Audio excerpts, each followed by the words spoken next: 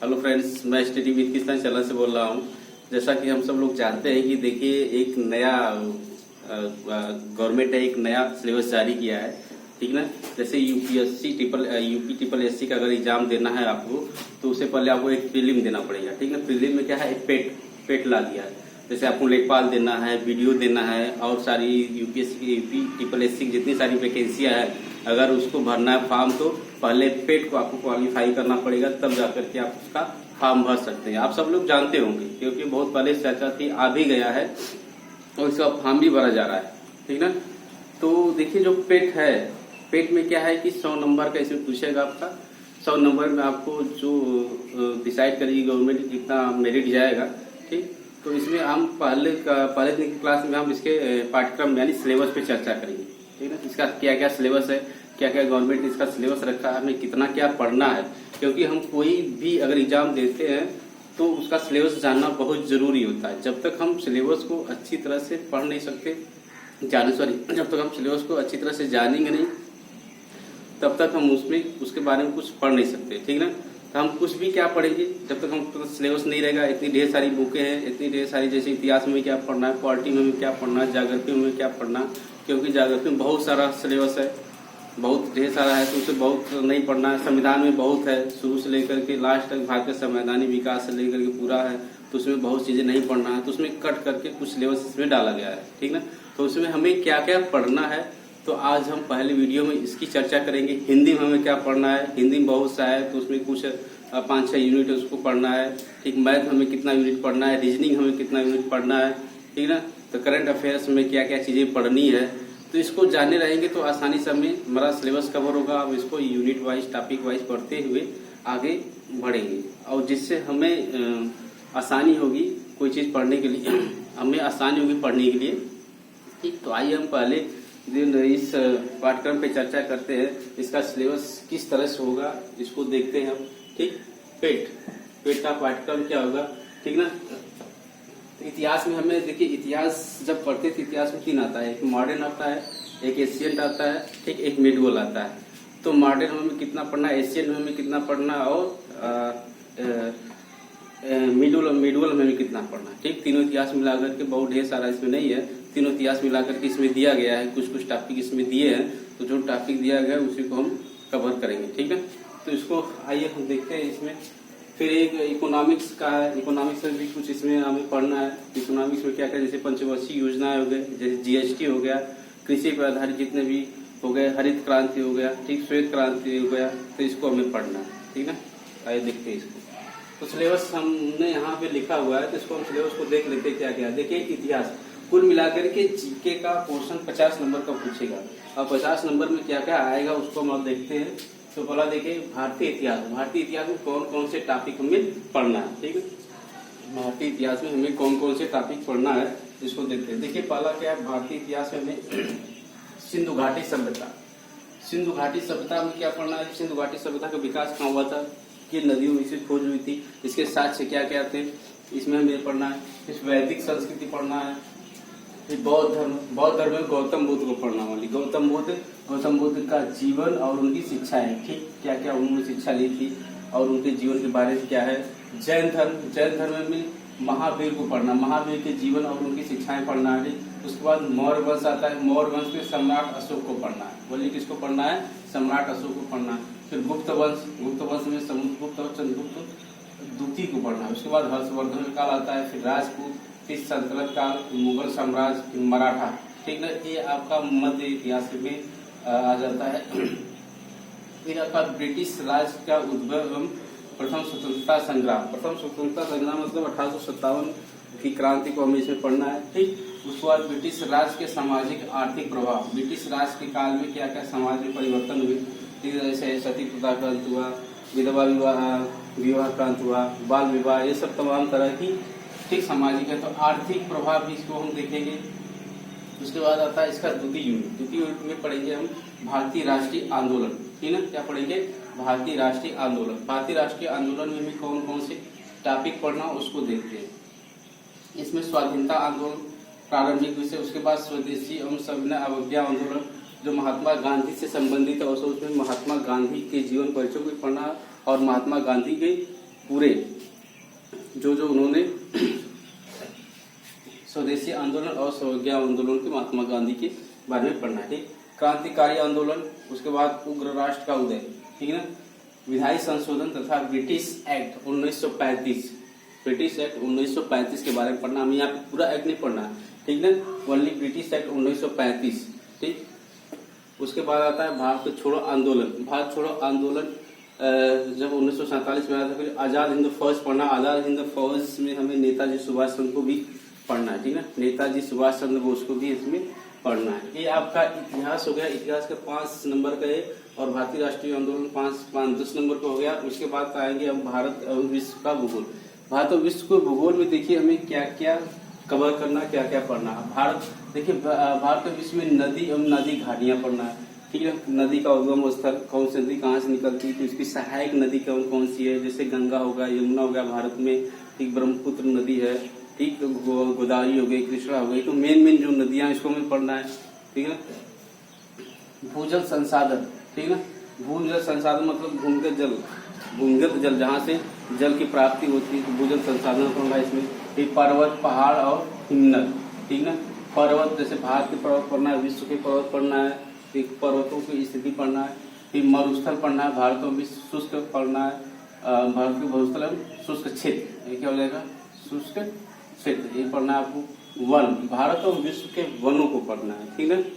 इसके बाद होता है खनिज। खनिज विशेषकर भारत के खनिज को पढ़ना है, ठीक, विशेषकर किसमें पढ़ना है, भारत के खनिज, जैसे टीन कहाँ पाया जाता है, कोयला कहाँ पाया जाता है, सोना कहाँ पाया जाता है, ठीक ना, ये सब पढ़ना है। तो यहाँ से बहुत ढेर सारे क्वेश्चन पूछते हैं, तो वो ये क्षेत्र में पढ़ना है। फिर भारत और विश्व के राजनीतिक, ठीक ना, विश्व, भारत और विश्व के राजनीतिक मतलब कि भारत का जो मानचित्र उसके पड़ोसी देश कौन से है, ठीक, उसके अक्षांश और देशांतर पर यहाँ पे पढ़ेंगे। जब पढ़ेंगे तो आपको उसमें अच्छे से डिटेल में बताया जाएगा, ठीक है। उसके बाद जलवायु तथा मौसम। जलवायु किसे कहते हैं, मौसम किसे कहते हैं। देखिए इसमें बरसात हो रही है तो मौसम का सीजन है, ठीक ना। जलवायु क्या होता है, मौसम क्या होता है, इसको पढ़ना है।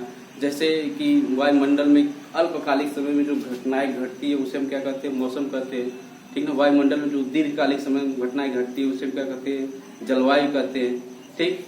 तो इसे हम आगे डिटेल में चर्चा करते रहेंगे। इसके बाद टाइम जोन, विश्व के टाइम जोन और भारत के टाइम जोन को पढ़ना है, ठीक है। भारत का मानक समय देशांतर रेखा कहाँ से निर्धारित होता है, ठीक, ग्रीनविच रेखा से भारत का मानक समय कितना आगे है या पीछे है, इसको हम देखेंगे। कितने टाइम जोन में भारत को बांटा गया है, ठीक है। तो इसके बाद आता है अगला जनसंख्या परिवर्तन और प्रवास। जनसंख्या देखिए दिनों पे दिन जनसंख्या बढ़ती जा रही है, तो जनसंख्या बढ़ेगी तो उसका प्रवास भी होगा, अन्यत्र जाके कई जनसंख्या बसेगी, ठीक है। प्रवास क्यों होता है, किन कारणों से होता है, ठीक, इसको हम पढ़ेंगे। ये आपके ज्योग्राफी के हैं, जिसमें से 5 क्वेश्चन पूछा जाएगा। क्वेश्चन 5 नंबर का पूछा जाएगा यहाँ से, ये तो ज्योग्राफी के क्वेश्चन गया। उसके बाद हम आएंगे भारतीय अर्थव्यवस्था। इस बार किस में आएंगे हम, भारतीय अर्थव्यवस्था में हमें क्या क्या चीजें पढ़नी है। भारतीय अर्थव्यवस्था पढ़ना शुरू 1947 से लेकर के 1951 तक भारतीय अर्थव्यवस्था क्या क्या थी, ठीक है। उसके बाद पढ़ना में योजना आयोग। योजना आयोग कब आया, उसके बाद पढ़ना में पंचवर्षीय योजनाएं, कुल मिलाकर कितनी पंचवर्षीय योजनाएं 1951 से स्टार्ट हुआ था पंचवर्षीय योजनाएं, और कब तक चली थी, कुल कितनी पंचवर्षीय योजना। जैसे पंचवर्षीय योजना पढ़ेंगे तो टोटल 12 पंचवर्षीय योजना चली थी, लास्ट वाली जो थी 12 से 17 थी, ठीक ना। उसके बाद वित्त आयोग आ गया तो पंचवर्षीय योजनाएं खत्म हो गई।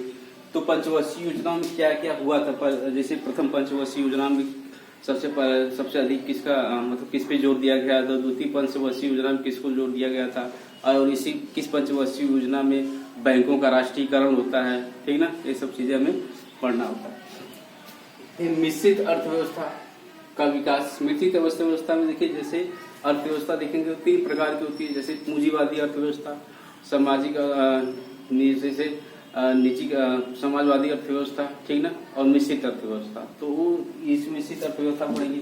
इसके बाद निजीकरण और सार्वजनिक क्षेत्र, ठीक है, इन दोनों को पढ़ना है। निजीकरण के क्षेत्र में कौन कौन सी चीज आती है, कौन कौन से उद्योग आते हैं, सार्वजनिक क्षेत्र में कौन कौन से उद्योग आते हैं, ठीक। उसके बाद हरित क्रांति, ठीक है, हरित क्रांति की शुरुआत कब हुई थी। हरित क्रांति हमें देखिए ये आपके फसलों से संबंधित, खेती से संबंधित, ठीक है, हरित क्रांति, ठीक। हरित क्रांति भारत में कौन लाया था, विश्व में कौन लाया था, कब इसका आरंभ हुआ था, ठीक है ना। उसमें किन किन फसलों पे ज्यादा जोर दिया गया था और किन किन राज्यों पे इसका ज्यादा प्रभाव पड़ा था, इसको भी पढ़ना। उसके बाद पढ़ेंगे दुग्ध विकास और ऑपरेशन फ्लड। दुग्ध विकास यानी दुग्ध क्रांति पढ़ेंगे, श्वेत क्रांति पढ़ेंगे, एक तरह से जान लीजिए श्वेत क्रांति कब आई थी, इसके जनक कौन थे, ठीक, इसको हम पढ़ेंगे आगे चल के। फिर वर्ष 1991 के आर्थिक सुधार और उसके बाद की अर्थव्यवस्था। देखिए जब आर्थिक अर्थव्यवस्था पढ़ते हैं तो 1991 में बहुत बड़ी घटना घटती है, ठीक ना। घटना क्या घटती है कि हमारी आर्थिक व्यवस्था बहुत खराब हो गई थी, ठीक। उसी समय लाया गया था एलपीजी, ठीक ना। एलपीजी गैस नहीं है, ठीक है, ग्लोबलाइजेशन के तौर में उसे एलपीजी लाया गया था, ठीक। तो इसको हम पढ़ेंगे आगे चल करके। उदारीकरण, वैश्वीकरण और निजीकरण, इसको लाया गया था एलपीजी के मतलब, ठीक है ना। तो इसके बाद कृषि सुधार हम पढ़ेंगे, उसके बाद ढांचागत के सुधार क्या है, श्रम सुधार क्या है, फिर आर्थिक सुधार क्या है, उसके बाद जीएसटी जो आया था, ठीक ना, वन टैक्स, एक बार टैक्स हमें पेमेंट करना है, तो जीएसटी में क्या क्या पढ़ना है, जीएसटी हम पढ़ेंगे जो कि मोस्ट इंपॉर्टेंट टॉपिक रहेगा इसमें जीएसटी, ठीक ना। वर्तमान में जीएसटी ही चल रहा है, ठीक। उसके बाद भारतीय संविधान। भारतीय संविधान में देखिए 5-6-7 यूनिट पढ़ना है, क्या क्या पढ़ना है उसको हम देख लेते हैं। भारतीय संविधान में देखिए मुख्य विशेषता है, भारतीय संविधान की मुख्य विशेषता है, जैसे भारत का संविधान दुनिया का सबसे बड़ा संविधान है, लिखित संविधान है, 395 अनुच्छेद, 12 अनुसूचियां और कुल मिलाकर के 25 भाग है, ठीक है ना। तो दुनिया का सबसे बड़ा भारत का संविधान है, एक विशेषता होगी। दूसरी विशेषता इसमें क्या होती है कि भारत का संविधान लचीला है, कठोर दोनों है, ठीक। तो भारतीय संविधान जब पढ़ेंगे तो उसमें आगे चलकर इसे पढ़ेंगे आगे। भारत के राज्य की नीति निर्देशक तत्व, डीपीएसपी जिसको हम कहते हैं, डीपीएसपी जब हम पढ़ते हैं राज्य के नीति निर्देशक तत्व, ठीक है, उसमें लेकर के 36 से लेकर के 51 आर्टिकल वही पढ़ना होता है, ठीक। राज्य के नीति निर्देशक तत्व, ठीक है। उसको जब हम पढ़ेंगे तो उसमें ज्यादा से ज्यादा डिस्क्राइब करेंगे, एक एक आर्टिकल आपको बताया जाएगा, 36 में क्या है, 37 में आर्टिकल में क्या है, 38 में क्या है, 39 में क्या है, 40 में क्या है, ठीक ना। इसमें ज्यादा से ज्यादा महात्मा गांधी के विचारों को जोड़ दिया गया है, सामाजिक विचारों को, समाज पे ज्यादा इफेक्ट पड़ता है इसका, ठीक है। मौलिक अधिकार और उसके कर्तव्य, देखिए फंडामेंटल राइट्स जो मोस्ट इंपॉर्टेंट है, यहाँ से हर एग्जाम में लगभग क्वेश्चन यहाँ पे पूछे जाते हैं, फंडामेंटल राइट्स, ठीक। मौलिक कर्तव्य, जब मौलिक कर्तव्य पढ़ेंगे तो वर्तमान टोटल 11 मौलिक कर्तव्य है, ठीक ना। तो शुरू में कितने थे, 9-10 थे, बाद में जोड़ा गया इन 2-3 कर्तव्यों को, ठीक। तो मौलिक कर्तव्य पढ़ेंगे। मौलिक अधिकार जैसे समानता का अधिकार, स्वतंत्रता का अधिकार, शोषण के विरुद्ध अधिकार, ठीक ना। ये सब धार्मिक स्वतंत्रता, शिक्षा और संस्कृति का अधिकार, तो भी ये जो आपके 6 प्रकार के मौलिक अधिकार उसका आर्टिकल तो यहाँ से पूछे जाते हैं क्वेश्चन, यहाँ से आना जान लीजिए कि मौलिक अधिकार और डीपीएसपी से क्वेश्चन आता ही आता है किसी न किसी से। फिर संसदीय प्रणाली, फिर संघीय प्रणाली, संघ, केंद्र शासित प्रदेश और केंद्र राज्य संबंध पढ़ना, केंद्र राज्य में क्या क्या संबंध है, ठीक। न्यायिक ढांचा, जैसे सर्वोच्च न्यायालय पढ़ना, सर्वोच्च न्यायालय का आर्टिकल क्या है, उच्च न्यायालय पढ़ना है, उच्चतम न्यायालय का आर्टिकल क्या है, उसके जजों की योग्यताएं क्या होती है, ये इसमें हमें पढ़ना है। फिर जिला प्रशासन निचले स्तर का जो न्यायालय होता है उसको भी पढ़ना है इसमें। स्थानीय निकाय में जैसे पंचायती राज व्यवस्था, जैसे हम जानते हैं 73 संविधान संशोधन द्वारा पंचायती को जोड़ा गया था, ठीक ना। तो किस भाग में है, ठीक, पंचायतों में क्या क्या बातें गई, पंचायत ग्राम सभा जो पंचायतों से क्या क्या विशेषताएं हैं, इसको हमें यहाँ पे पढ़ेंगे, ठीक। उसके बाद आते हैं, ये आपका भारतीय संविधान होगा, इसमें से 5 नंबर का, टोटल 5 नंबर का इसमें से क्वेश्चन आएगा। इसके बाद समाज जागरूकता मतलब जनरल एवरेज पढ़ेंगे, ठीक है। समाज जागरूकता जनरल एवरेज में आता है, जैसे भारत और भारत के पड़ोसी देश, ठीक है। फिर देश, उसकी मुद्राएं में पढ़ना है, किस देश में कौन सी मुद्राएं चलती है, जैसे अमेरिका में डॉलर चलती है, भारत रुपया चलता है, ठीक। सऊदी अरब में और चलते रियाल, ऐसे रियाद करके चलते, ठीक। तो उसकी हम पढ़ेंगे देश, फिर देश की राजधानी और मुद्रा। फिर भारत के राज्य तथा केंद्र शासित प्रदेश, ठीक। भारत में कुल वर्तमान में देखेंगे कुल 28 राज्य और 8 केंद्र शासित प्रदेश है, ठीक ना। देखिए जब 2020 का संविधान संशोधन हुआ था तो उसमें 2 नए केंद्र शासित प्रदेश उसमें जोड़े गए थे, तो ऐसे न होना चाहिए, लेकिन 2 केंद्र शासित प्रदेशों को एक में कर दिया गया, ठीक ना। तो वर्तमान में कुल कितने केंद्र शासित प्रदेश, 8 है, और कितने राज्य, 28 है। उनके राज्य और उनकी राजधानियां, यहाँ से क्वेश्चन 100% पूछना ही पूछना है, ठीक है।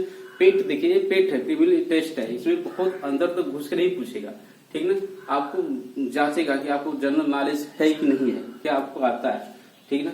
भारतीय संसद, जैसे हम भारतीय जब संसद पढ़ते तो संसद तीन तत्वों से मिलकर बनाता है, राज्यसभा, लोकसभा और राष्ट्रपति। फिर संसद का आर्टिकल क्या है, राज्यसभा का आर्टिकल क्या है, लोकसभा का आर्टिकल क्या है, राष्ट्रपति का आर्टिकल क्या है, लोकसभा में कुल कितने मेंबर होते हैं, राज्यसभा में कितने मेंबर होते हैं, राज्यसभा के मेंबर कैसे आते हैं, राष्ट्रपति कितना मनोनीत करता है, ठीक ना, उनकी योग्यताएं क्या होती है, उनकी आयु क्या होती है, यहाँ से नॉर्मली क्वेश्चन पूछे जा सकते हैं। ठीक, फिर विधान परिषद, जैसे राज्यसभा लोकसभा होती है, उससे राज्यों में विधान परिषद और विधानमंडल होती है, ठीक ना। तो किन किन राज्यों में विधान परिषद है, किन किन राज्यों में विधानमंडल है। विधानमंडल विधान परिषद दोनों पूरे राज्यों में नहीं है, ठीक ना। कुछ राज्यों में विधानमंडल और विधान परिषद दोनों है और बाकी राज्यों में विधानमंडल है, ठीक। तो उनकी योग्यताएं क्या होती है, उनको कैसे चुना जाता है, ठीक ना। जैसे एमएलए हो गए, एमपी हो गए, ये सब होते हैं, इसमें आते हैं, ठीक। फिर राष्ट्रीय एवं अंतर्राष्ट्रीय दिवस, ठीक, अंतर्राष्ट्रीय जो दिवस हो, जैसे महिला दिवस हो गया, पृथ्वी दिवस हो गया, ठीक है। ये तमाम तरह के जो मुख्य इंपॉर्टेंट दिवस है, इसको हम यहाँ पे कवर करेंगे। फिर इसके बाद विश्व स्वास्थ्य संगठन, उसके मुख्यालय, ठीक ना, बहुत से विश्व स्वास्थ्य संगठन है, उसके मुख्यालय यहाँ पूछेगा। फिर भारतीय पर्यटक स्थल, जैसे नैनीताल कहाँ पे है, किस राज्य में, ऊटी किस राज्य में है, ठीक। ये भारतीय पर्यटक स्थल बहुत से हैं जहाँ पे लोग घूमने के लिए जाते हैं, टहलने के लिए जाते हैं, ठीक ना। यहाँ से क्वेश्चन पूछेगा। भारतीय अनुसंधान एवं संगठन, भारतीय अनुसंधान कहाँ को, उसके संगठन, ठीक ना। प्रसिद्ध पुस्तकें एवं लेखक, कुछ महत्वपूर्ण जो पुस्तकें होती है उसके और उनके लेखक के बारे में पूछेगा, ठीक। पुरस्कार एवं विजेता, पुरस्कार एवं विजेता 2020 के जितने भी विजेता है पुरस्कार पूछेगा। जलवायु परिवर्तन और पर्यावरण, जो मोस्ट इम्पोर्टेंट, क्योंकि आप देखिए दिन प्रतिदिन जलवायु परिवर्तित हो जाएगी, ठीक ना। कभी मानसून पा लिया जाता है, कभी मानसून बाद में आता है, क्यों आता है, ठीक ना। ये जलवायु परिवर्तन है, ठीक। जैसे पेड़ कट रहे हैं, पेड़ कटने से क्या होता है कि तमाम तरह की समस्या, ऑक्सीजन की प्रॉब्लम हो गई है, ठीक ना। तो जलवायु परिवर्तन, इसको हम यहाँ से ये टॉपिक हम पढ़ेंगे। ये आपका सिलेबस हो गया। इसके अलावा भी उसमें सिलेबस में जैसे हिंदी में क्या पढ़ना है, हिंदी में जैसे संधि पढ़ना है, विलोम पढ़ना है, ठीक है। इसको आप स्क्रीनशॉट ले लीजिए और इसको या तो स्क्रीनशॉट ले करके वीडियो में रहेगा, इसको स्क्रीनशॉट ले लीजिएगा, उसको देख लीजिएगा, ठीक ना। देखिए बिना सिलेबस को हम कुछ नहीं पढ़ सकते। इसके अलावा हिंदी आएगा, मैथ आएगा, फिर ठीक ये सब यहाँ से पूछा जाएगा, तो इसको नोट कर लिए होंगे, ठीक है। तो हम इसके बाद हम हिंदी का जो सिलेबस उसको हम लिखवा दे रहे हैं। रीजनिंग का है, अंग्रेजी पूछेगा इसमें, तो क्या क्या इसमें पूछे जाएंगे उसको एक बार नोट कर लीजिए। साइंस पूछेगा इसमें, ठीक ना। ये तो जीके का पूरा क्वेश्चन हो गया, जहाँ से 50 क्वेश्चन पूछे जाएंगे, 50 नंबर के, ठीक ना। इसको हम इरेज कर दे रहे हैं, इरेज करके हम यहाँ पे हिंदी का सिलेबस डाल दे रहे हैं और विज्ञान का सिलेबस है, बहुत ज्यादा नहीं है, छोटे छोटे हैं सिलेबस। इसको आप लोग चाहे तो घर पे भी पढ़ सकते हैं, ऐसी बात नहीं, ठीक। तो आइए पहले हम जानते हैं हिंदी में क्या क्या पूछेगा, हिंदी का सिलेबस क्या है, ठीक है। यहाँ पे लिखेंगे सामान्य हिंदी, सामान्य हिंदी। हिंदी में कहाँ से क्वेश्चन आएगा,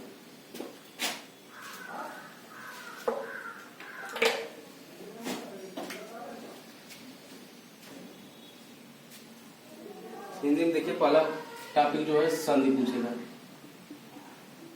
संधि, कुल कितनी संधियां होती है, ठीक ना। उसके बाद विलोम शब्द, विलोम जैसे रात का, दिन, यही सब पूछेगा, विलोम शब्द, ठीक। उसके बाद आपका आ जाएगा पर्यायवाची,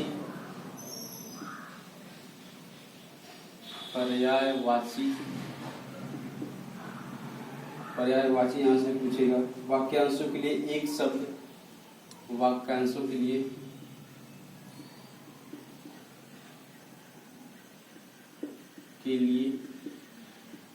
एक शब्द, ठीक। उसके बाद आ जाएगा लिंग पूछेगा, स्त्रीलिंग, पुल्लिंग, ठीक ना, ये पूछेगा। फिर मुहावरे और लोकोक्तियां, मुहावरे, लोकोक्तियां, ठीक है,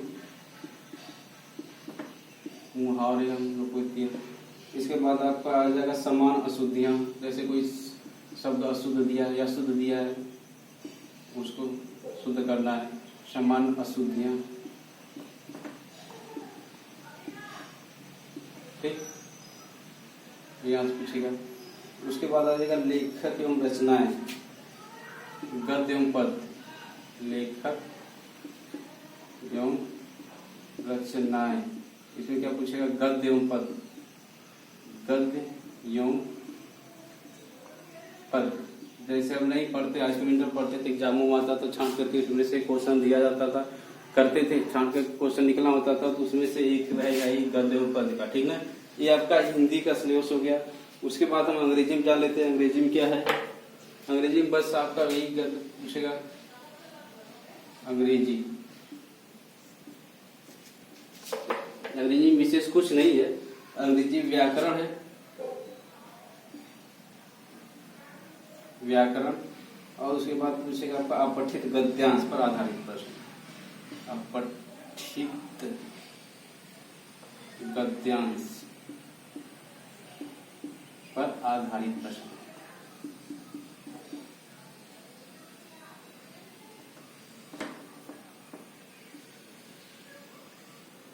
आधारित प्रश्न, ये अंग्रेजी को ओनली 2 ही टॉपिक है। ठीक है, ये भी 5 नंबर का है, ये भी 5 नंबर का है। ठीक, ये इंग्लिश का टॉपिक हो गया आपका। उसके बाद आपका आ जाएगा देखिए समाज जागरूकता, जो आपका ये 10 नंबर का है। ये कितने का है? ये 10 नंबर का क्वेश्चन है। यहाँ से 10 नंबर का आएगा समाज जागरूकता का। और समसामयिकी करंट अफेयर्स, अगला टॉपिक कौन सा है? समसामयिकी करंट अफेयर्स, जो कि 10 नंबर के भी आएगा। समसामयिकी करंट, ठीक ना, करंट अफेयर्स पूछेगा यहाँ से, जो कि ये कितने रहेगा? 10 नंबर का। ठीक, तो करंट अफेयर्स मैक्सिमम कम से कम 6-7 महीने की जो घटनाएं घटती रहती है तत्काल, वो एग्जाम से पहले की, वही यहाँ से क्वेश्चन पूछे जाते हैं। ठीक, ये हो गया आपका। उसके बाद आपका आ जाएगा मैथ और रीजनिंग। मैथ और रीजनिंग में क्या क्या, और इसके बाद समान विज्ञान में क्या क्या पूछेगा, उसको हम देख लेते हैं। मैथ, रीजनिंग और समान विज्ञान। ठीक, इसको हम इरेज कर देंगे, आप लोग लिख लीजिए, इसको हम इरेज कर देते हैं, क्योंकि देखिए एक बोर्ड पे इसका सिलेबस नहीं आ पाया, तो उसके बाद जो बचा तो उसको हम यहाँ पे मेंशन करते हैं। तो आप लोग भी इसको मेंशन कर लीजिएगा अपने सिलेबस में। ठीक, समान विज्ञान, समान विज्ञान में क्या क्या पूछेगा? देखिए समान विज्ञान में तीनों विज्ञान रहेगा। ठीक ना, रसायन रहेगा, भौतिक रहेगा और प्रारंभिक भौतिक विज्ञान। इसमें क्या पूछेगा? प्रारंभिक भौतिक विज्ञान। ठीक है, और इसमें पूछेगा प्रारंभिक